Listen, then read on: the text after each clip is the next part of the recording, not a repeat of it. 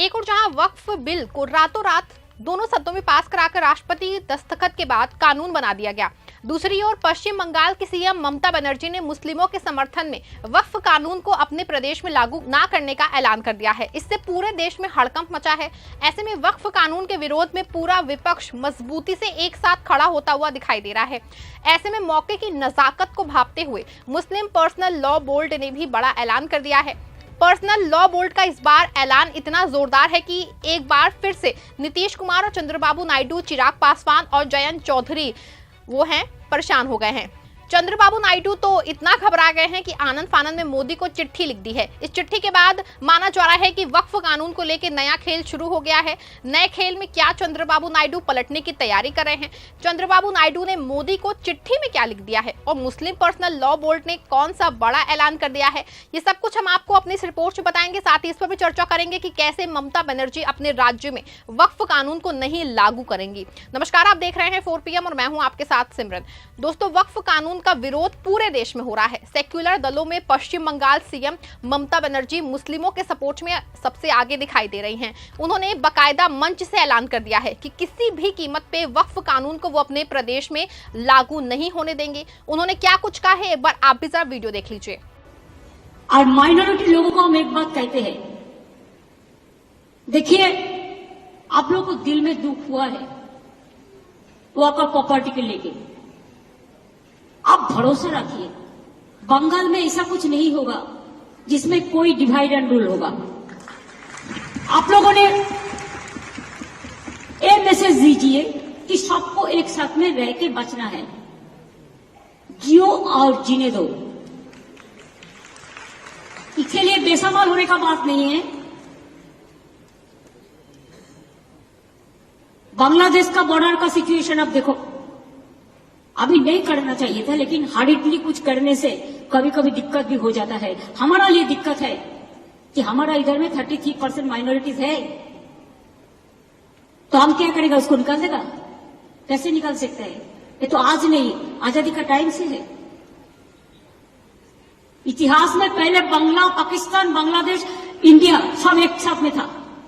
आजादी का बाद तो देश टुकड़ा हुआ, लेकिन वो डिवाइड तो हम लोग नहीं किया। हमारा जो लोग नेताजी थे वो टाइम में they have done it, we are not.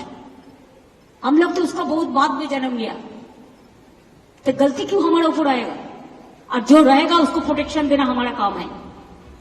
Mamata Banerjee के बयान से साफ है कि वो वक्फ कानून को अपने यहाँ लागू नहीं करेंगे, लेकिन सवाल ये है कि क्या ये संभव है?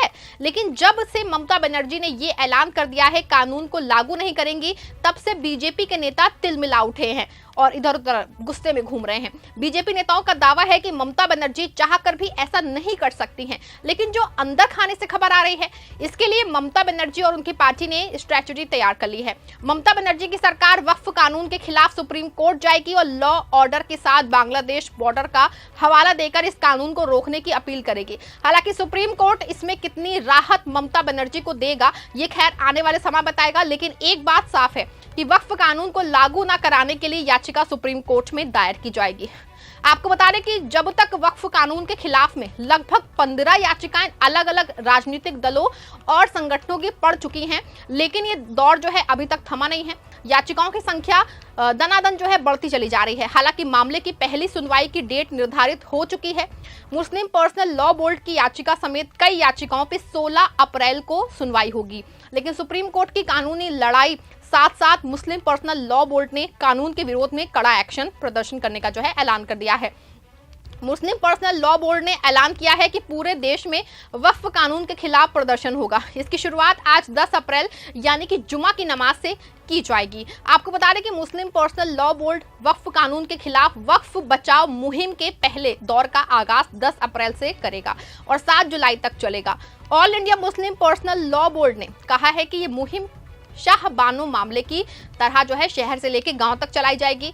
तहफ़्फ़ुज़ुल औक़ाफ़ करवा यानी कि वक्फ की हिफाजत के नाम दिल्ली के तालकटोरा स्टेडियम में 22 अप्रैल को बड़ा कार्यक्रम होगा। वहीं 7 मई को दिल्ली की रामलीला मैदान में भी बड़ा कार्यक्रम आयोजित किया जाएगा। साथ ही वक्फ बिल के विरोध में प्रदेशों की राजधानियों में धरना और गिरफ्तारी कार्यक्रम चलाए जाएंगे।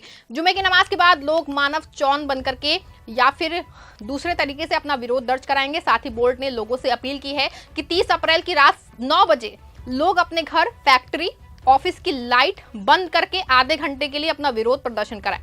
हर जिला मुख्यालय पे धरना देकर डीएम के जरिए राष्ट्रपति को ज्ञापन भेजा जाएगा।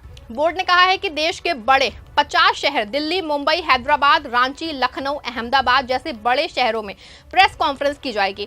इन सभी बड़े शहरों में बुद्धिजीवी समाज के साथ मीटिंग की जाएगी और उन्हें वक्फ बिल के नुकसान के बारे में समझाया जाएगा। महिलाओं को जागरूक करने के लिए भी all India Muslim personal law board की महिला विंग काम करेगी और अलग अलग जगह पे ये प्रोग्राम आयोजित किए जाएंगे। इस प्रदर्शन के अलावा मुस्लिम पर्सनल लॉ बोर्ड के अपने ऐलान में एक बार फिर से नीतीश कुमार, चंद्रबाबू नायडू, जयंत चौधरी और चिराग पासवान को निशाने पर लिया है। पर्सनल लॉ बोर्ड जहां जहां प्रदर्शन करेगा वो इस बात को पूरी मजबूती से बताएगा कि इन पार्टियों ने मुस्लिमों का वोट लेकर मुस्लिमों के साथ ही धोखा कर दिया है। आपको बता दें कि यही वजह है कि एक बार फिर से पर्सनल लॉ बोर्ड के ऐलान से इन चारों दलों में खलबली मच गई है। तेलुगु देशम पार्टी के चंद्रबाबू नायडू ने पीएम मोदी को चिट्ठी लिख दी है।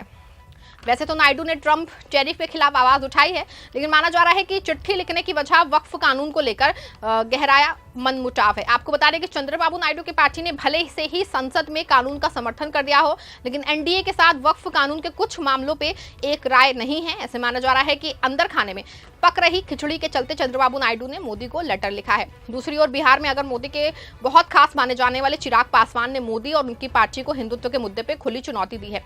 चिराग पासवान ने मोदी के हिंदुत्व के मुद्दे को लेकर क्या कुछ आए, आप वीडियो देख लीजिए। मैं टीका लगाऊं, मैं कलेवा पहनूं, मैं पूजा करूं, मैं कुछ करूं, ये मेरी व्यक्तिगत आस्था है।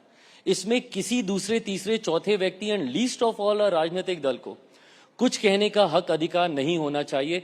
मैं अपनी आस्था का पालन कैसे करता हूं, मुझे कहाँ पूजा करनी है, मुझे कहाँ नमाज पढ़नी है, मुझे किस गुरुद्वारे में जाके माथा टेकना है या कहाँ किस चर्च में जाके मुझे कैंडल जलानी है, ये मेरी व्यक्तिगत आस्था का विषय है।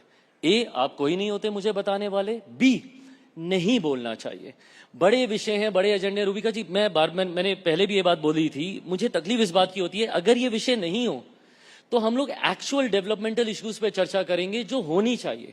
Today you have called me here as a खाद्य प्रसंस्करण मंत्री, food processing minister. You should be asking me what have you done past 6-8 महीने में, आपने क्या किया अपने मंत्रालय में। देखा आपने, चिराग का साफ साफ कहना है कि बीजेपी के धर्म वाले जो मुद्दे से किसी तरह से वो असहमत वो हैं। आपको बता दें कि वक्फ कानून के बाद चिराग पासवान लगातार ऐसे बयान दे रहे हैं जो उनको बीजेपी से अलग करता हुआ दिखाई दे रहा है। ऐसा माना जा रहा है कि बिहार विधानसभा चुनाव से पहले चिराग कोई बड़ा फैसला ले सकते हैं। आपका इस पूरे मामले पे क्या मानना है कि चंद्रबाबू नायडू और चिराग पासवान का बदला रंग वक्फ कानून के समर्थन में कुछ असर दिखा पाएगा या फिर नहीं? क्या मुस्लिम पर्सनल लॉ बोर्ड के प्रदर्शन से मोदी सरकार कुछ नरम पड़ेगी या फिर नहीं? अपनी राय कमेंट से बताइएगा। उस खबर को लाइक और शेयर भी जरूर करिएगा।